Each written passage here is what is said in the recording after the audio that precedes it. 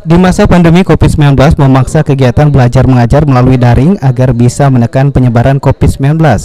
Untuk meningkatkan kesehatan, kebugaran, dan imun tubuh tenaga pengajar di Min 3 Muara Enim, Desa Tanjung Raman, Kecamatan Ujan Mas, mengikuti olahraga di halaman sekolah.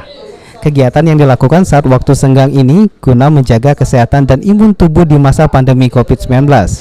Kegiatan ini dipimpin langsung Kepala Sekolah Min 3 Muara Enim dan sekaligus mengajarkan jurus ilmu bela diri tapak suci. Kepala Sekolah Min 3 Muara Enim, Miss Liani, mengatakan kalau kegiatan ini untuk mengisi waktu kosong para tenaga pengajar dan pegawai sekolah. Selain mengisi waktu kosong olahraga, senam dan bela diri bisa meningkatkan kesehatan dan imun tubuh di masa pandemi. Ia terlibat langsung untuk berbagi beberapa jurus bela diri tapak suci yang ia kuasai. Para tenaga pengajar dan pegawai sekolah antusias mengikuti kegiatan ini.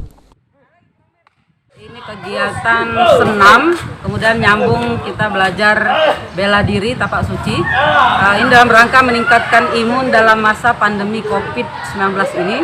Jadi kita menjaga stamina dengan berolahraga dan juga belajar bela diri. Jadi pemanasan, kemudian kita belajar jurus, kemudian penerapan keilmuan. Dengan belajar jurus-jurus bela diri tapak suci. Pesertanya siapa aja? Pesertanya alhamdulillah seluruh siswa, seluruh guru-guru dan juga pegawai di Min 3 Muara Enim. Ashari, salah satu pengajar, merasa senang bisa berolahraga dan mempelajari bela diri karena olahraga sangat dibutuhkan agar bisa menjaga kebugaran tubuh dan imun. Kita juga berharap kegiatan positif ini bisa berlanjut baik untuk tenaga pengajar, pegawai sekolah, dan juga siswa-siswi di Min 3 Muara Enim. Alhamdulillah, sejak kedatangan kepala sekolah baru ini, masalah bela diri ini murid kami menyambutnya dengan antusias, baik sekali. Dan semangat Dewan Guru juga begitu.